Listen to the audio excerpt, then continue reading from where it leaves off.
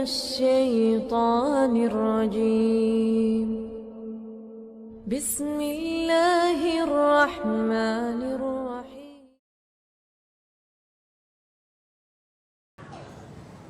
Mohon dijelaskan kembali apa yang menyebabkan hadis dhaif bisa kita pakai, kemudian jenis hadis dhaif yang seperti apa? Hadis yang tidak ada kaitannya dengan hukum. Hadis yang tidak ada kaitannya dengan syariat, ketentuan-ketentuan syariat. Hadis yang tidak menyelisihi makna Quran dan makna hadis-hadis sahih yang lain. Itu yang bisa dipakai terkait dengan hadis dhaif.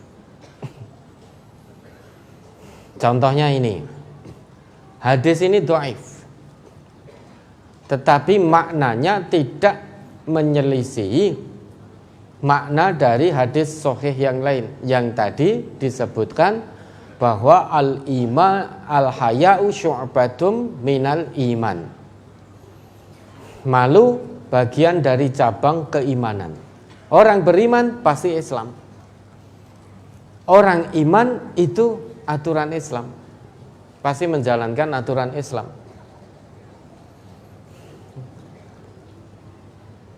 Makanya hadis dhaif yang bisa dipakai itu yang tidak ada kaitannya, tidak berbicara tentang ketentuan syariat, dan tidak menyalahi, tidak kontradiktif dengan makna Quran ataupun makna hadis-hadis sahih yang lain. Contoh, Al-Qur'anu hablullahil matin. Quran itu tali Allah yang sangat kokoh. La yanqusu ajaibuhu wa yakhlaf ala kasratir rad. Keajaiban Al-Quran tidak akan pernah pudar meski Al-Quran disampaikan secara berulang-ulang. Keajaiban tentang takwa misalkan. Setiap hari Jumat para khotib di seluruh dunia ini selalu mengulang-ulang pesan tentang takwa. Ya ayyuhalladzina amanu taqullaha haqqa tuqatih. Terus seluruh khatib di seluruh dunia ini. Meski ayat ini tersampaikan dan dijelaskan secara berulang-ulang, namun keajaiban dari cahaya Al-Quran tidak akan pernah pudar. Man qala bihi shadaqa. Barang siapa yang berkata, perkataannya sesuai dengan Al-Quran, pasti perkataannya benar. Karena Quran tidak pernah bohong. Maka orang yang bicaranya landasannya Al-Quran, pasti perkataannya benar. Wa man amila bihi rasyada. Sesuai dengan petunjuk Al-Quran, pasti perbuatannya lurus, tidak akan bengkok. Karena Quran tidak pernah mengajarkan tentang kebengkokan. Maka setiap amal yang dilakukan landasannya Quran, pasti amalnya lurus. Wa man i'tasama bihi hudiya ila siratim mustaqim. Dan barang siapa yang berpegang teguh pada Al-Quran, niscaya dia akan ditunjuki ke jalan yang lurus. Karena Quran ini yahdi lillati hiya aqwam, menunjukkan pada kita jalan yang paling lurus.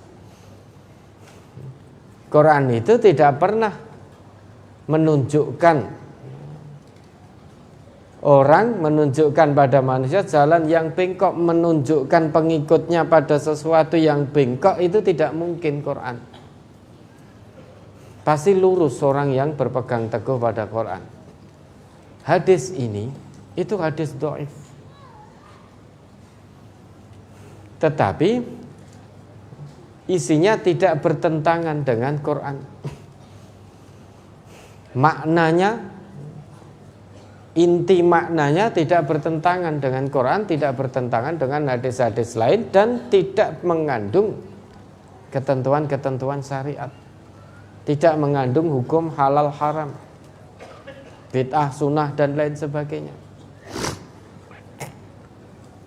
Jangankan hadis dhaif yang tidak mengandung beberapa hal yang kita sebutkan. Ini hadis dhaif yang ini, innalikulli dinin khuluqan wa khuluqul Islam al-haya'u, menyebutkan tentang akhlak Islam itu salah satunya malu. Jangankan hadis, nasihat orang tua kita loh, itu bukan hadis lagi. Le sing duwe isin ya, itu hadis atau bukan? Bukan. Tetapi nasihat itu tidak bertentangan dengan Quran, tidak bertentangan dengan hadis-hadis Nabi yang sahih. Kira-kira wajib kita amalkan atau tidak nasihat orang tua kita yang bukan hadis tadi? Wajib.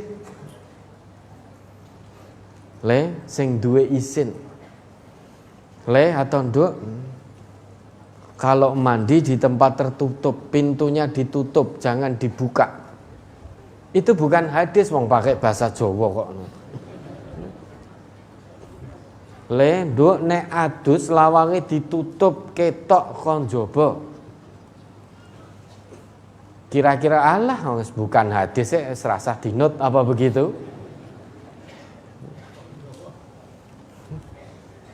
Nah, bapak ibunya duka kandhani kon nutup. Lah saking jenengan kan bukan hadis, Pak. Apa terus begitu? Nasihat dari orang tua tentang kebaikan dan kebenaran, selama tidak menyimpang dari Quran dan hadis-hadis Nabi yang sahih, itu bisa kita gunakan, sekalipun itu bukan hadis. Ini ada hadis dhaif, selama tidak berbicara tentang hukum syariat Islam, tidak bicara tentang sunnah dan bid'ah, isinya motivasi, isinya nasihat-nasihat bijak, dan nasihat bijak itu sesuai dengan Quran dan sunnah, maka bisa dipakai. Salah satunya ini, bahwasanya akhlak Islam itu adalah malu.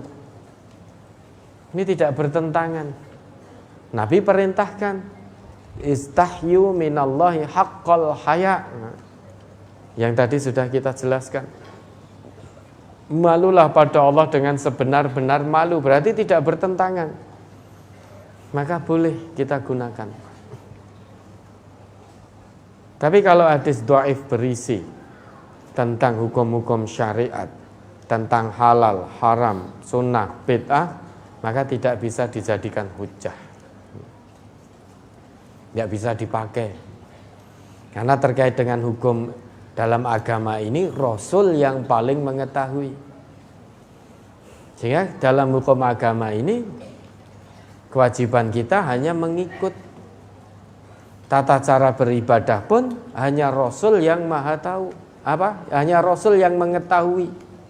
Yang maha tahu itu Allah, berdasarkan petunjuk dari Allah. Rasulullah paling tahu tentang tata cara beribadah kepada Allah. Maka kewajiban kita hanya ittiba'u Rasulillah dalam tata cara beribadah. Kalau ada hadis-hadis dhaif yang menyebut tentang tata cara beribadah kepada Allah, maka itu tidak bisa dijadikan hujjah, tidak bisa dijadikan alasan, tidak bisa dijadikan dalil. Karena tata cara ibadah kepada Allah yang paling tahu itu hanya Rasulullah, dan beliau sudah mewariskan itu kepada kita. Ya, ada lagi.